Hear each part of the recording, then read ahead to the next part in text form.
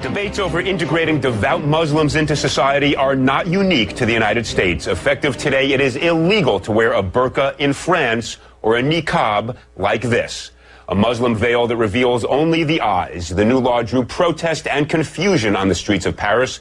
Two women stepping out in their niqabs and drawing a crowd were arrested for staging an unauthorized protest. The French government has called the veils, and I quote, a new form of enslavement, end quote, not acceptable on its soil. Many Muslims are enraged, but not all. I'm joined by Hiba Ahmed, a writer for the blog Muslim Matters, who's against the ban. She's in Albuquerque. And Mona El-Tahawi, a columnist on Arab and Muslim issues, who wants to see the ban extended everywhere. She's joining me from Washington. Welcome to you both. Let me begin, if I might, by quoting President Sarkozy of France in his justification for the law. It's kind of a remarkable statement. He says, and I quote, this is the President of France, "The burqa is not a religious symbol.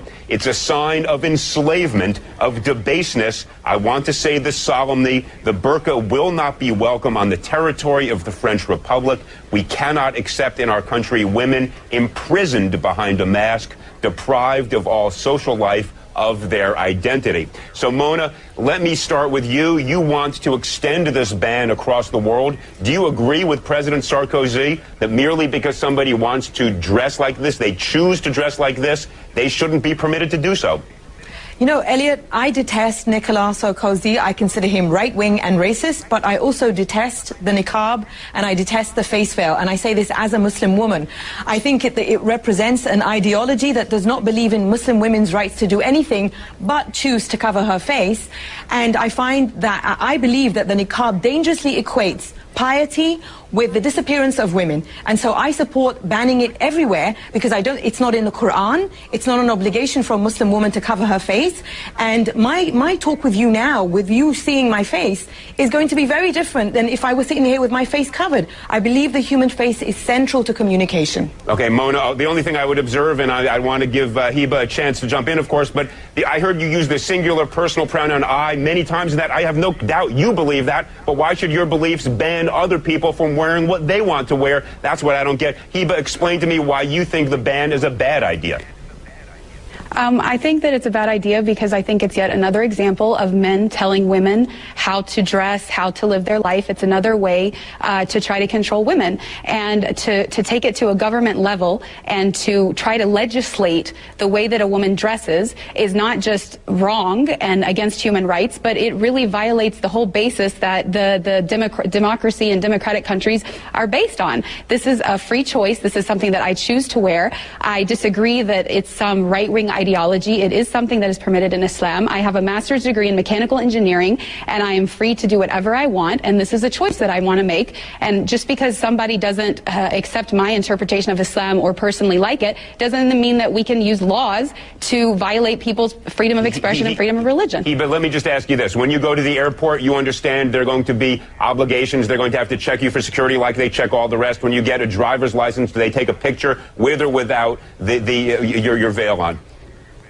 Absolutely. I want everyone to know that as a Muslim woman, as a Muslim in America, I am just as concerned about safety and security as everybody else, and I have no problem whatsoever accommodating any security issues that come about when I enter a bank, when I go to the airport, when I go to the DMV. I show my face, and actually in Islam, we are required to show our identity when we're in a court system giving testimony. This is absolutely something that is essential for the security and identification of people, but that doesn't mean that I should be banned completely from what I choose to do. Okay, Mona, let me jump in here. There are lots of types of dress that I look at and I don't like them. I think they're degrading. I think they're oppressive.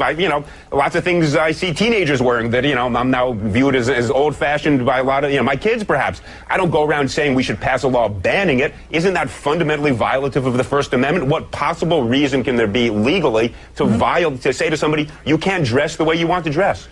Actually, Elliot, the government does tell people how they can and can't dress all the time. You cannot walk outside naked. There are many states here in the U.S. where 3 or more people cannot be together in public with wearing a face mask. So the government actually does legislate over our wardrobe, but everybody conveniently forgets that. I would like to ask Hiba, once I'm done talking, if she works, because we've been on media shows together where we've been on opposite ends of this argument. And I know from what she said before that once she started covering her face, she started stopped working. So my argument is, and this is not just about I understand what the point that you were making earlier, Elliot. Feminist groups, many women's rights groups have made the point that what the niqab does in a society, especially for Muslim women, is that it creates this spectrum where that is the pinnacle of piety and that is the good Muslim woman. And so of course it affects me. In France, where this ban is going in effect, Muslim women's rights groups there support it because they find that Muslim women who live in the French housing projects have been put under tremendous pressure by the Muslim right wing to give into the niqab. And when they speak out, they are told, it's basically, they become these political pawns. Yeah, that's why I said I oppose Sarkozy, but I oppose this on women, because what choice do women have besides covering their face? This ideology doesn't recognize Muslim women's rights. Mona, I just have to push you on one thing here. There are certain prohibitions on the way people dress, or you mentioned nudity, that don't dress, that are in fact imposed upon us by law, but none of them that I'm aware of relates to a specific religion and says if you are a devout member of a religion, you cannot dress in a way that is you are obligated to practice your religion, your choice of faith. Can you think of any example like that? Because I can think of 1,000 other laws, if this were upheld, that suddenly we would limit all sorts of things that people do for their religious beliefs because we don't agree with it. Wouldn't that be a very dangerous thing to do? See, this is, I think, where these right-wing interpretations of religion get a free pass, because everybody says, well, it's my religious obligation. It's my religious right to do this.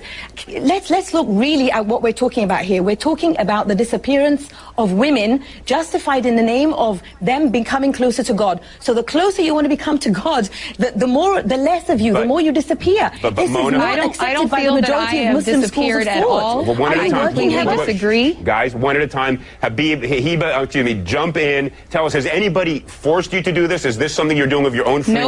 Nobody has forced me to do this, and I really have to disagree with the statistics that Mona is trying to put forth, because studies have shown that there are only 2,000 women in France that wear the niqab. The majority of them are converts who converted to Islam and are voluntarily choosing to do it. This is my choice. Nobody can force me to take it off. I would not take it off even if you paid me to do it. And the fact of the matter is that I have never met a single Muslim woman in all of my travels around the world that is being forced to wear it.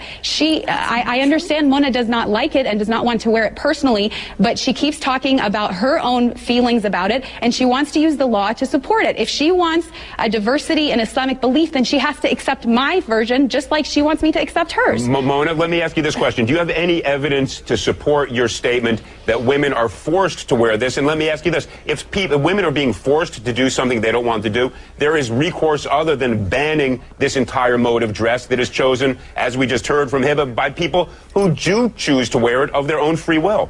Well, you know, I lived in Saudi Arabia. Heba says that she's traveled the world and she's never met a woman who's been forced to wear it. I lived in Saudi Arabia where millions of women are forced to cover their face.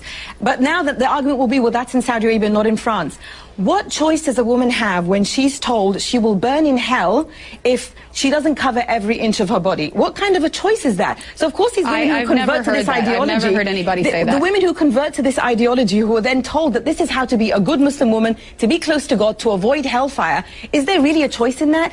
And I believe when you have a law like this, you know, I told you, I detest Sarkozy. I consider him racist, but I will not sacrifice Muslim women's rights in order to uphold the Muslim right wing, which I believe is misogynist. With a law like that, a woman can tell her husband or any male relative who is forcing her to dress like this, the law says I don't have to dress like this. Mona, let's not deal with Saudi Arabia. Different customs, different laws. We have a First Amendment. No, I was talking about France. I was talking about France. Wait, hold on one second. In the United States, we have a First Amendment that gives people the right to practice religion as they wish.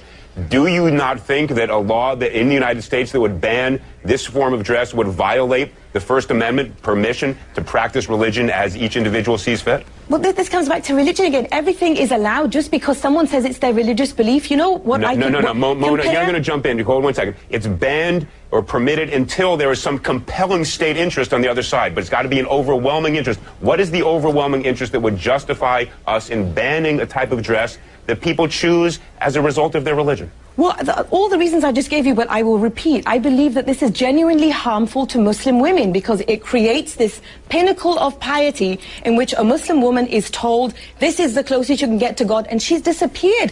I'm no longer here. You don't even know who I am. The face is central to communication. Okay. And not just that, it objectifies women. The pinnacle of objectification. Look, I agree with much of what you're saying, but not as the matter of law. Hiba, you know, you get the last word. You haven't gotten a fair time on this one. Give it best 15 seconds you've got. Thank you.